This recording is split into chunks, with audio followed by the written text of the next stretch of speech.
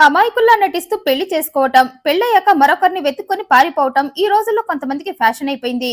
ఇక మరి కొంతమంది అయితే ఫ్యాషన్ కి చక్రాలు కట్టి ఫాస్ట్ గా హత్యలు కూడా చేసేస్తున్నారు. అయితే అందులోనూ కొత్తదనం వెతుక్కుంటున్నారు కొందరు. రొటీన్ గా చంపితే ఏం బాగుంటుంది, మేం కూడా ఎదగాలి, మా క్రిమినల్ బుర్రను కూడా ప్రజలు గుర్తించాలి అంటూ కొత్త క్రైమ్ కథలకి శ్రీకారం చుడుతున్నారు. సేమ్ అదే కోవకు చెందింది ఇప్పుడు మనం చెప్పుకోబోయే స్టోరీ కూడా. విజయవాడ కృష్ణలంక బాలాజీ నగర్ కు చెందిన గిరిగల నాగమణి అనే 30 ఏళ్ల మహిళా శవం కానూరు 100 అడుగుల రోడ్డులో జనవరి 14న కనిపించింది. వెంటనే పోలీసులు అక్కడికి చేరుకున్నారు. శవాన్ని పరిశీలించగా మెడభాగం మొత్తం కమిలిపోయి ఉంది. దీంతో అనుమానం వచ్చి శవాన్ని పోస్టుమార్టానికి పంపగా ఆమెది హత్య అని తేలింది. వెంటనే అసలు ఆ శవం ఎవరిదని ఇన్వెస్టిగేషన్ స్టార్ట్ చేశారు పోలీసులు.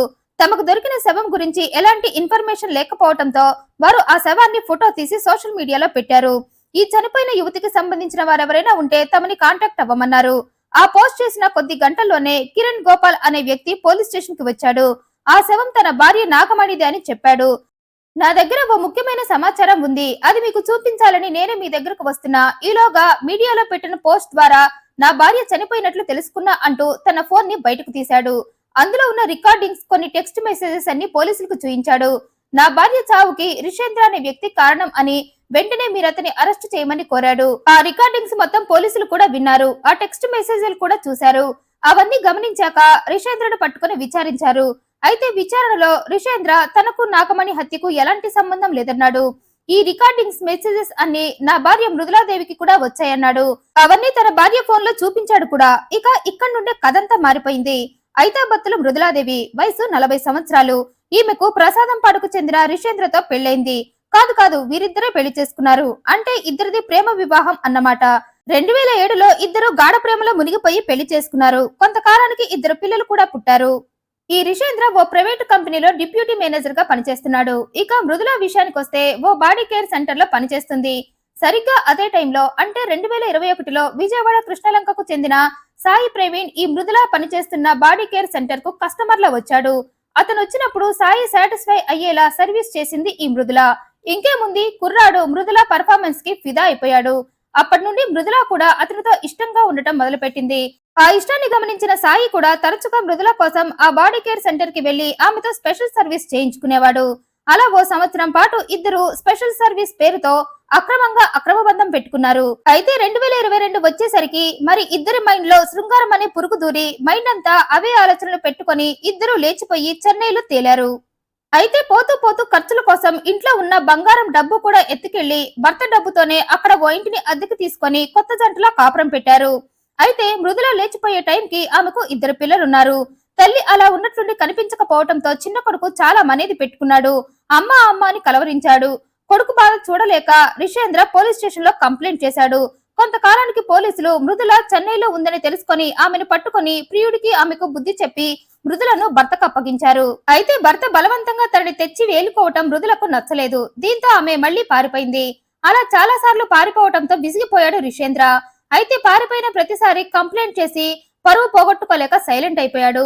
అలా మృదుల ప్రియుడితో పారిపోయి అతనితో కొన్నాళ్లు గడిపి తీసుకువెళ్లిన డబ్బు అయిపోయాక మళ్లీ భర్త దగ్గరకు వచ్చి తనని క్షమించమని అడిగి మంచిదానిలా నటించి మళ్లీ భర్త సంపాదించిన డబ్బుని, బంగారాన్ని తీసుకొని మళ్లీ ప్రియుడి దగ్గరికి వెళ్లిపోయేది.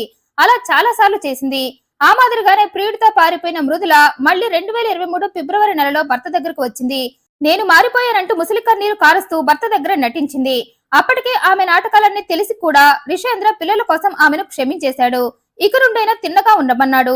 మృదుల కూడా చాలా నమ్మకంగా భర్తకు చెప్పింది. ఇక జీవితాంతం నీతో పిల్లలతోనే ఉంటా అంటూ చచ్చిన ప్రియుడి కోసం పోనని చెప్పింది. కానీ అలా చెప్పిన కొంతకాలానికి మళ్లీ ఇంట్లో ఉన్న డబ్బుతో ఉడాయించి ప్రియుడితో కాపురం పెట్టింది. అయితే తల్లి మళ్లీ వెళ్లిపోవటంతో చిన్న కొడుకు తల్లిపై దిగులు పెట్టుకున్నాడు. ఆ దిగులుతో బాబు ఆరోగ్యం రోజు రోజుకి క్షీణించిపోతూ ఉండటంతో రిషేంద్ర మళ్లీ ఆమె కోసం వేట మొదలు పెట్టాడు. కొంతకాలానికి ఆమె అడ్రస్ తెలుసుకొని బాబు నీ కోసం కలవరిస్తున్నాడు, నువ్వు నాతో వచ్చేయమన్నాడు. కానీ ఆమె రానంది. కానీ భర్త పదే పదే ఫోన్లు చేసి విసిగిస్తూ ఉండటంతో మృదులకు చిర్రెత్తుకొచ్చింది. తను పారిపోయిన ప్రతిసారి ఏదో ఒక రకంగా భర్త తనను పట్టుకునే ప్రయత్నాలు చేస్తున్నాడని, అతను అలా చెయ్యకుండా ఉండాలంటే రిషేంద్ర నుండి విడాకులు తీసుకోవాలనుకుంది. అయితే అలా తీసుకోవాలన్న బలమైన కారణాలు కోర్టుకు చూపించాలి. లోపాలన్నీ తప్పులన్నీ తన వైపే ఉన్నాయి కాబట్టి, భర్త రిషేంద్ర వైపు ఏమీ లేవు కాబట్టి అంత ఈజీగా విడాకులు రావనుకుంది. అందుకే భర్తను హత్య నేరంలో ఇరికించి జైలుకు పంపితే ఆ వంక పెట్టుకుని భర్తతో ఈజీగా విడాకులు తీసుకొని ఆ తర్వాత ప్రియుడు సాయితో సెటిల్ అయిపోవాలని ఆ విషయాన్ని ప్రియుడికి చెప్పింది. ప్రియురాలు ఇచ్చిన సలహా సాయికి కూడా బాగా నచ్చింది. వెంటనే ఇద్దరు ప్లాన్ ని ఇంప్లిమెంట్ చేయటం మొదలు పెట్టారు. రిషేంద్రని హత్య కేసులో ఇరికించాలంటే ముందు హత్య జరగాలి. రిషేంద్ర చంపడు, సో మనమే ఓ హత్య చేసి దాన్ని రిషేంద్ర మీదకు తోసేయాలనుకున్నారు. అప్పుడే ఈ కన్నింగ్ సాయికి కృష్ణలంకలో తన ఇంట్లో అద్దెకు ఉండే నాగమణి గుర్తొచ్చింది. వెంటనే ఆమెతోనే ఆట మొదలు పెట్టాలనుకున్నారు ఇద్దరు. వీరిద్దరి ప్లాన్ లో భాగంగానే సాయి ఆమె దగ్గరకు వెళ్లాడు. నా ప్రియురాల్ని నన్ను కలపమని నాగమణిని సాయంగా కోరాడు. ఈలోగా మృదుల అందుకుంది. నువ్వు నా భర్తతో నీకు అక్రమ బంధం ఉందని అతన్ని బెదిరిస్తే నీకు కొంత డబ్బు ఇస్తానని ఆమెకు ఆశ పెట్టింది. అప్పటికే ఆర్థిక కష్టాలలో ఉన్న నాగమణి ఆ పనికి ఒప్పుకుంది. నీ మీదకు ఏం రాకుండా మేం చూసుకుంటామనటంతో వాళ్ళు చెప్పింది చేయటానికి రెడీ అయిపోయింది నాగమణి. ఇక్కడ వీళ్ళు నాగమణికి చెప్పింది ఒకటైతే ఈ కన్నింగ్ ప్రేమికుల మైండ్ లో ఉన్నది మరొకటి. కావాలని నాగమణిని డబ్బు పేరుతో ట్రాప్ చేసి ఆమెను చంపి ఆ నేరం భర్త మీదకు తోసేయాలన్నది ఇద్దరి ప్లాన్. వీరి ప్లాన్ గురించి తెలియక అమాయకంగా నాగమణి వాళ్లను నమ్మింది. నమ్మితేనే కదా మోసం చేయగలం అంటూ జనవరి 13న సాయి నాగమణి దగ్గరకు వెళ్లి మా ప్లాన్ లో భాగంగా రిషేంద్రకు సంబంధించిన కొన్ని మాటలు రికార్డ్ చేయాలి, నాతో రా అన్నాడు. అప్పటికి నాగమణి ఇక్కడ రికార్డ్ చేయొచ్చుగా మళ్ళీ బయటికి ఎందుకు అన్నా సాయి ఇక్కడ కాదు వేరే చోట నా ఫ్రెండ్ ఉన్నాడు, వాడి సలహాలతో రికార్డ్ చేయాలని నాగమణిని ఆటోలో కానూరు 100 అడుగుల రోడ్డు దగ్గరకు తీసుకువెళ్లాడు. అప్పటికే నాగమణిని చంపాలని తన ప్లాన్ మొత్తం తన ఫ్రెండ్ అయిన వేల్పూరు గ్రామంలో ఉండే మూర్తిబాబుకు చెప్పి అతన్ని స్పాట్ లో ఉంచాడు. నాగమణి రాగానే ఆమె ఫోన్ లో నుండి మృదుల భర్త రిషేంద్ర నన్ను శారీరకంగా వాడుకున్నాడని, నా బంగారం కూడా తీసుకుని తాకట్టు పెట్టుకున్నాడని, అడిగితే ఇవ్వట్లేదని, రేపు నాకేదైనా జరగరాంది జరిగితే నా చావుకు కారణం రిషేంద్రే అని నాగమణి గొంతుతో రికార్డ్ చేయించాడు సాయి. ఆ తరువాత ఎందుకైనా మంచిదని రిషేంద్రతో తనకు ఎఫ్ఐఆర్ ఉందని కొన్ని టెక్స్ట్ మెసేజ్లు కూడా ఆమె ఫోన్ లో నుండి సాయినే టైప్ చేశాడు. రిషేంద్రను ఇరికించడానికి తమకు కావలసిన సాక్ష్యాలు దొరకటంతో ఇక నాగమణి అవసరం తీరిపోయిందని సాయి ఆమె వేసుకున్న చున్నీతో ఆమె గొంతునులివి చంపి ఫ్రెండ్ సాయంతో అక్కడి నుండి వెళ్లిపోయాడు. అయితే వెళ్తూ వెళ్తూ నాగమణి ఫోన్ ని తనతో తీసుకువెళ్లి ఆ రోజు రాత్రి 9 గంటల టైంలో నాగమణితో రికార్డ్ చేయించిన మెసేజ్లన్నీ ఆమె భర్త కిరణ్ గోపాల్ ఫోన్ కి పంపాడు. ఆ వాయిస్ మెసేజ్లు టెక్స్ట్ మెసేజ్లు చూసిన గోపాల్ షాక్ అయిపోయాడు. ఈలోగా తన భార్య ఫోటో సోషల్ మీడియాలో కనిపించడంతో వెంటనే ఆ సాక్ష్యాలను పట్టుకుని పోలీస్ స్టేషన్ కి వెళ్లి వాటిని చూపించాడు. రిషేంద్రే నా భార్యను చంపేశాడని, అందుకే వెంటనే అతన్ని అరెస్ట్ చేయమని కోరాడు.